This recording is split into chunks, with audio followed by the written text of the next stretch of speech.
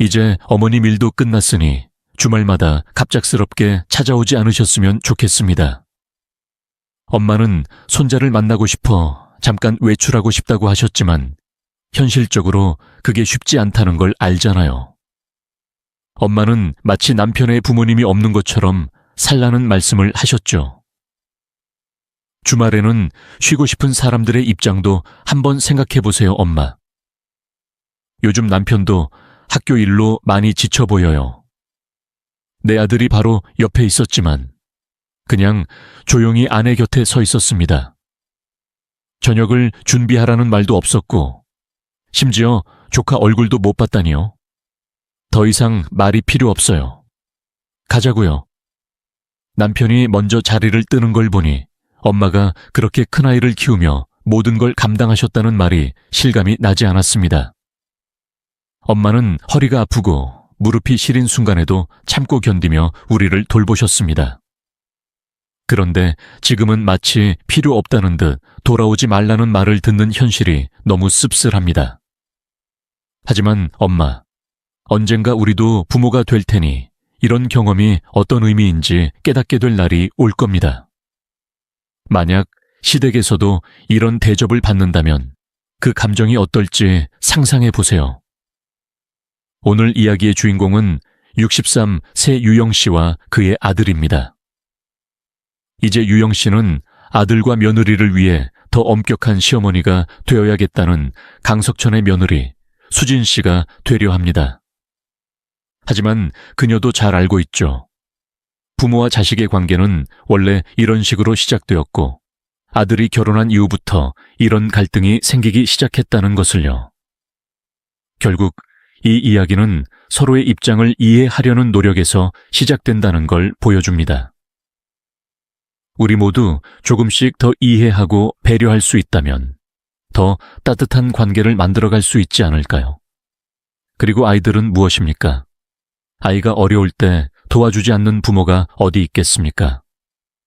아들과 며느리의 억울한 모습을 보며 유씨는 그렇구나 라고 생각했고 그때는 아들과 며느리 사이에 그런 균열이 있었나 싶기도 하고 돌이켜보면 그렇구나 라고 생각했다. 정말 좋은 일이었습니다. 유씨는 앞으로 다시는 보고 싶지 않은 그런 아들, 며느리다. 며느리도 아들도 마찬가지다. 회사원이고 며느리는 중학교 교사입니다. 올해는 연애도 결혼도 하지 않았기 때문에 유씨는 며느리에 대해 아는 바가 별로 없습니다. 나는 그녀가 만났을 때 딱 한 번 만났습니다. 안녕하세요. 결혼 전에는 결혼 후에는 거의 만나지 못했습니다. 며느리를 만난 횟수는 한 손에 꼽힐 정도입니다. 좋아요. 우리는 결혼 초기에 몇 번 만났지만 헤어지고 다시는 만나지 못했습니다. 당신의 아들은 훌륭한 결혼 생활을 했습니다. 며느리 중 한 명이 집안일을 맡아주면 좋을 것 같아요. 요즘 세상에 그게 말이 됩니까? 방문할 그룹. 고양이는 충청남도 출신의 서이라 대신 서산댁이라고 부른다. 그녀는 내게 자신의 말을 들으라고 말하고 있었습니다. 전업주부인 유 씨에게는 듣기 싫은 소리였다.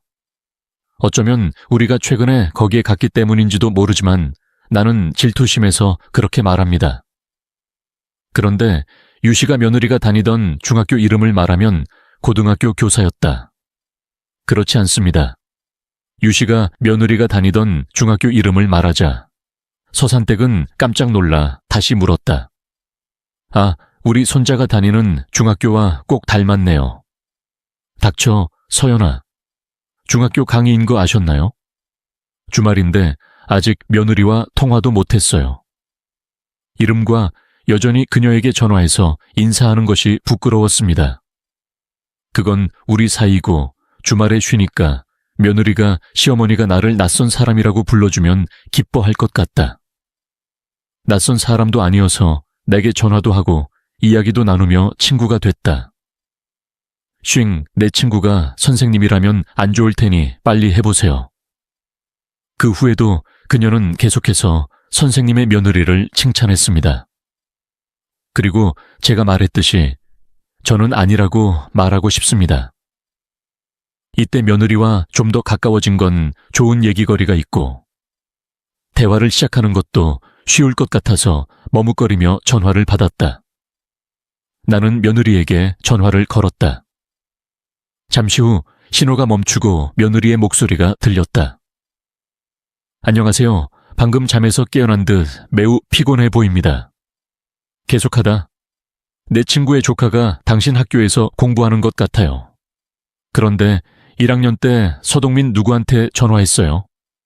네, 서동민입니다. 안 된다고 하면 대답 대신 한숨을 쉬는 소리가 들린다. 엄마, 저한테 이거 물어보시고 주말에 전화하셨어요. 그 말이 분위기를 얼음처럼 차갑게 만들었다. 서산도 숨을 죽이고 있었고 유 씨도 무슨 말을 했었는지 잊어버린 듯 했다. 어렵다. 2년차 담임교사라 잘 모르겠다. 그리고 앞으로는 이렇게 전화하지 마시길 바라는데 유 씨가 갑자기 일어났어요. 빨리 이 대화를 끝내고 싶어요. 얼굴이 뜨거워졌어요. 알았어, 미안해. 자러 가세요. 그는 전화를 피하고 있어요. 내가 무슨 짓을 한 거지?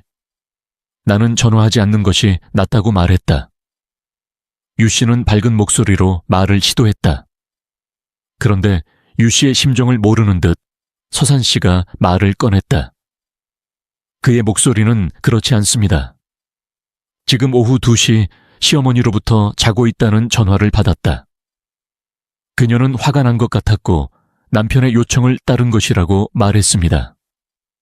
그녀는 전혀 감동받지 않았습니다.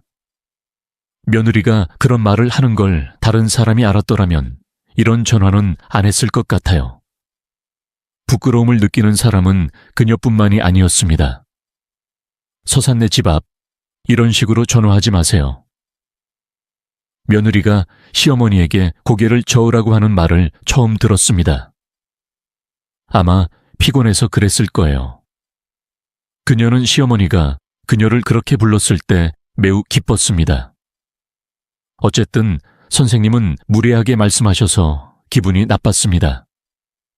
며느리 앞에서 욕설을 하는 모습이 웃기다. 아, 괜찮아요. 유 씨는 서산 앞에서 황급히 대화를 끝냈다. 이후 서산은 모임에서 유 씨를 볼 때도 며느리에 대해 한 번도 언급하지 않았다. 그때까지 그녀는 선생님의 며느리를 만나는 것이 얼마나 질투나는지 항상 언급했습니다. 그 전화 이후로 며느리가 힘들다고 꽤 젊게 살았다고 생각하고 예전에는 시어머니도 달랐던 것 같은데 요즘은 누구에게나 같은 엄마인 것 같다. 며느리. 그런데 그 젊은이들 사이에서 유 씨의 며느리가 특별한 것 같아요. 하고 싶은 말은 참지 못하고 시어머니도 대답을 하지 않는 것 같다. 유 씨가 이런 부분에 예민한지 모르지만 그 외에는 굴뚝에서 연기가 나오지 않았다. 아들이 결혼도 하고 설날도 가까워서 바쁘네요. 전날은 못 가서 그날 아침 일찍 운전해서 30분 정도 걸렸는데 무슨 말을 하면 또 들을까봐 두려웠다. 그래서 나는 내 말을 되돌렸다. 그리고 내가 전날 왔든 그 전날 왔든 별 차이가 없었습니다. 집이 커서 사람들이 문을 열지만 차례는 각자 몫이다. 가져가세요. 유 씨가 할 일은 끓이기만 하면 됩니다. 그런데 설날이 다가오자 매우 당황스러운 일이 일어났습니다. 아니, 그도 유 씨도 상식적으로 이해할 수 없는 터무니없는 이야기였다. 좋아요. 아들은 현관문으로 들어와 친척들에게 인사했다. 나중에는 아무도 들어오지 말았어야 했어요. 남편은 그것이 이상하다고 생각하여 아들에게 이유를 물었습니다. 홀로 그의 친척들도 어리둥절한 표정으로 현관문을 바라보고 있었다. 아, 그렇구나. 유 씨는 아들이 말을 더듬는 모습을 보고 힘이 나지 않을까 걱정했다. 결혼 후 휴가 중에 혼자 나타난 이유에 대해서는 설명이 없다. 싸움 때문이 아닌 이상 유 씨는 재빨리 아들의 손을 잡고 거실로 들어갔다. 그는 서둘러 물었지만 아들은 휴일에 집에 가기로 결정했습니다. 며칠 전 통화할 땐 방귀 같은 건 없었던 것 같은데. 갑자기 그게 무슨 뜻이에요? 우리는 우리 스스로 효도를 하기로 결정했습니다. 효도할 일 있으면 나한테 먼저 말했어야지. 아니면 엄마가 다른 사람한테도 설명했어야지. 다들 결혼 후 첫 명절이길 바라죠. 와도 불편할 텐데 유 씨는 멍청하게 웃었다. 그러면 아내 집에는 안 갈 거지? 하지만 어쨌든 할 수는 없습니다. 이렇게 편한 시기에는 부모와 자식이 많이 만나지 않기 때문에 그렇게 하는 게 맞다고 생각하는데 이런 시기는 앞으로도 그럴 것 같아요. 어쩌면 그들은 나중에 바보가 될 수도 있습니다. 기혼. 어쩌면 그럴 수도 있습니다. 한 가지는 분명하다. 그는 아무것도 가진 것이 없는 소년이라는 것이다. 내 생각엔 우리 이혼하는 것 같아. 유 씨는 아픈 머리를 만졌다. 당장 떠나도 한순간도 멈추기가 힘들었을 텐데요. 그뿐만 아니라 근처에 산다면 어떤 가족인지 궁금하다. 몇 시간 전에도 여전히 할 수 없었습니다. 맙소사, 후배님, 힘내세요. 내가 방을 나오자 처남이 유 씨를 쳐다보았다. 불쌍한데 그 사람 얼굴이 또 뜨거워졌어. 다음엔 너희 둘만 안 오면 좋을 텐데. 우리 아들은 대부분 집에 있다. 핸드폰. 유 씨는 문간에 서서 아들을 바라보며 아내 집으로 돌아가도 되지만 그래도 인사하겠다고 말했다. 여기서는 할 일이 없으니 그냥 가세요. 거기서 하룻밤 자고 내일 아침에 집에 가세요. 그렇게 말하며 아들은 짐을 꾸리고 떠났다. 며느리를 볼 수 없어도 자신이 느끼는 부조리한 감정을 당신이 걱정하기보다는 겪게 하고 싶지 않았기 때문이었고, 아들이 걱정되었기 때문이었고, 그럼에도 불구하고 오랜 시간이 지나 그는 도착했지만 여전히 아들로부터 소식을 받지 못했습니다. 일단 그곳에 도착해도 아무 소식이 없었습니다. 그가 무사히 도착했는지, 그의 시부모님께서 아무 말씀도 없으셨는지 알 수 없었습니다. 다만 처가에서 아들과 연락이 잘 안 될까봐 걱정돼서 지켰습니다. 저녁을 준비하고 있는데 걱정이 되려고 하는데 유 씨의 전화가 울렸다. 아들인지는 몰라서 휴대폰을 확인해보니 문자가 왔어요. 내 며느리. 하지만 유 씨는 내용을 읽은 뒤 그 자리에서 얼어붙었다. 창문에 메시지를 보낸 소녀는 내 며느리입니다. 내가 보낸 내용이 만족스럽지 않습니다. 명절은 각자 알아서 챙기기로 했다는 내용이 주된 내용인데 아들이 방문하니 며느리에게도 오라고 알리는 듯한 느낌이 들었다. 예전에는 그런 생각을 해본 적이 없었는데 제가 피상적으로 생각하고 있는 것인지 아니면 며느리가 꿈틀거리는 것인지는 알 수 없었습니다. 핑계로 대답을 하지 않았고 이후 유 씨는 명절이나 어버이날에도 며느리에게 연락하지 않았다. 어쨌든 나는 그녀에게 전화를 한 적이 없고 며느리에게도 전화를 하지 않았습니다. 지금 생각해보면 시어머니를 만나기 싫어서 일부러 그랬던 것은 아닐까 싶다. 그렇게 보입니다. 그와 시어머니는 며느리임에도 불구하고 그들의 관계는 매우 불편하고 어려워졌습니다. 그러나 그 애매모호한 관계 속에서 변화된 것은 며느리가 아이를 낳으면서부터였다. 그는 아이를 가질 생각이 전혀 없었는데 결혼한 지 2년 만에 배의 주인이 되었습니다.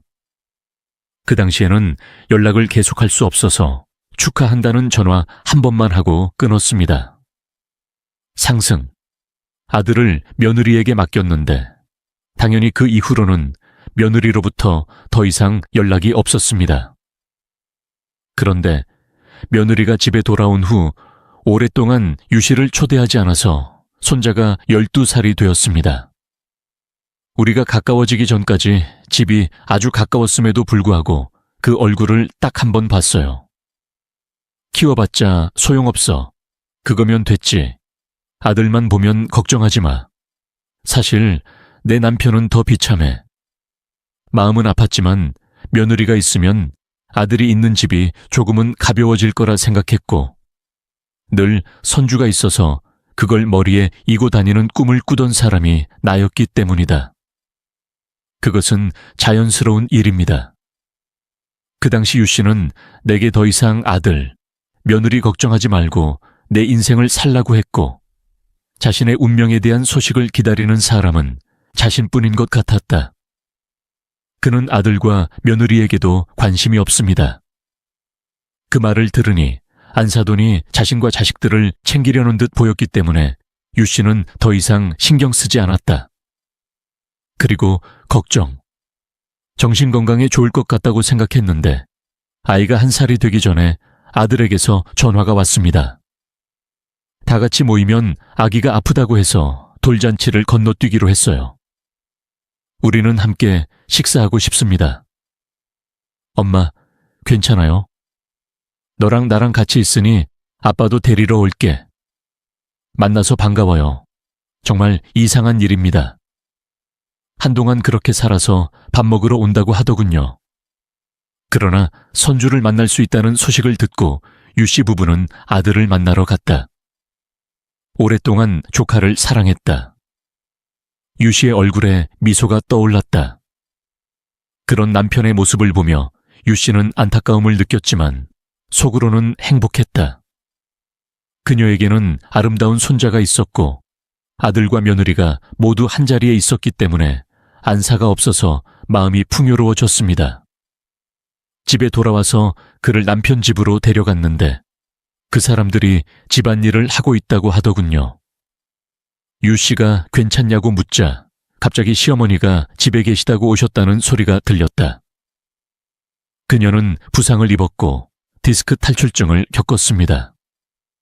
유 씨와 남편은 걱정스러운 듯했고 아들은 이제 아기를 어린이집에 보내겠다고 말했다. 내가 말했듯이 아이를 키우고 집안일을 하는 것도 쉽지 않은데 게다가 석천이는 집안일을 잘하지 못하고 대신 모르는 사람에게 집안일을 맡긴다.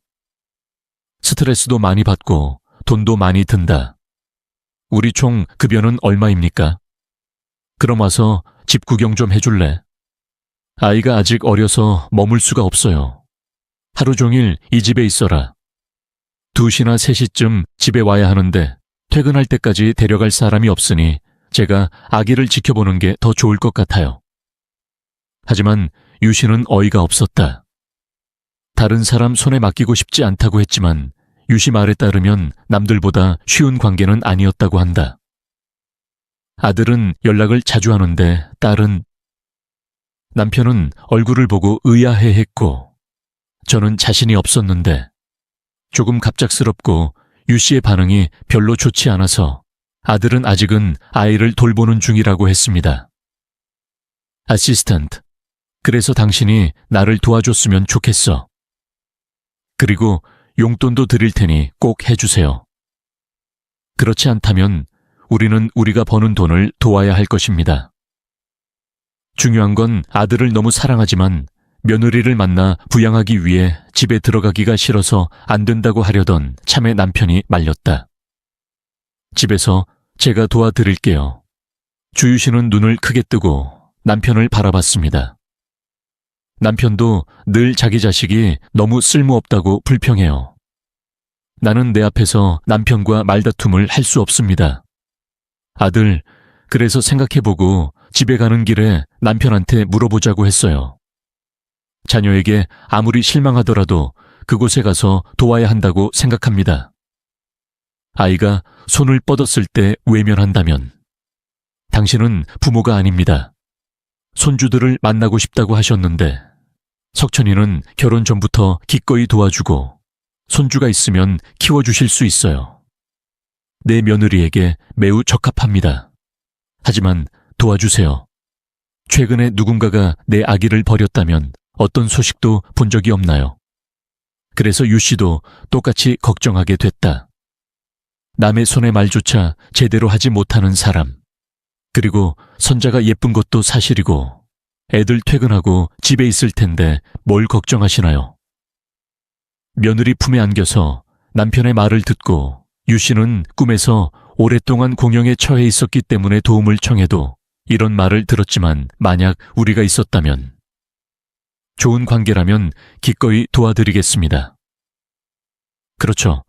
아무리 미워해도 내 아들이니까 다음날 아들한테는 아이 한 명당 생활비 빼고 100만 원씩 받기로 합의했다고 했어요. 하루 종일 일을 하는 것에 비하면 적은 돈이지만 돈을 벌기 위해 하는 일이고 더 이상 아들에게 부담을 주기 싫어서 하지 않습니다. 2달 뒤 며느리가 출근하자 유신이가 아들 집에 찾아왔다. 아들과 며느리가 출근한 뒤 10시쯤 아들 집에 가서 머물렀다. 낮에는 그곳에 머물면서 집안일을 하고 오후에는 조카를 집으로 데려가 아이들을 돌보러 옵니다. 그리고 며느리가 먼저 퇴근하면 유 씨가 집에 온다. 하루에 10분 미만으로 며느리를 만나보세요. 하지만 그 짧은 시간 동안에도 나는 무슨 일이 일어나고 있는지 알지 못했습니다. 누군가에게 내 며느리가 교사인지 묻고 싶습니다. 너무 심술 굳습니다. 바로 이것입니다. 맙소사, 정말 좋아요. 나는 그녀가 도착하기 전 점심시간쯤에 빨래를 해서 베란다에 널어 말렸는데 아무래도 별로 사용하지는 않았던 것 같다. 무슨 이유에서인지 옷이 구겨진다. 너무 덥지 않아서 환기가 좀 필요해요. 베란다 창문을 모두 열어두었는데 바람이 살랑살랑 불면 건조대에 걸려있는 옷들이 하늘에 흔들리는 모습이 참 보기 좋았습니다. 유신은 소파에 앉아 잠시 쉬며 경치를 감상하고 있었다. 집에 있을 때에도 그것은 유씨의 소소한 취미다. 그때가 제가 집안일을 가장 좋아하는 시간이에요. 유씨가 말하는 요즘의 치료법은 구석구석 청소 후 몇 시간 동안 건조기를 사용하는 것입니다. 집에 돌아와 아이들을 데리고 들어오니 며느리가 퇴근해서 이런 말을 했습니다. 건조기는 사용용인데 왜 베란다에 물건을 놓아두나요? 상태가 양호합니까? 지저분해 보이기 때문에 싫습니다. 옷감이 상하는 것 같고 홈텍스타일의 향도 좋은데 좋지 않아서 말리는 걸 더 좋아해요. 현관에 걸지 마세요. 가정부와 이야기하는 것이 이보다 더 나을 것입니다. 내 돈의 가치를 얻을 수 없다는 것이 분명했습니다. 가정부는 좋다고 했지만 할 수 있는 게 아무것도 없었다. 전혀 어렵지 않습니다. 건조기. 그런데 유씨, 한 가지 더 마음에 걸리는 것이 있습니다. 유 선생님이 제 아들을 도와주신 지 반년이 넘었습니다.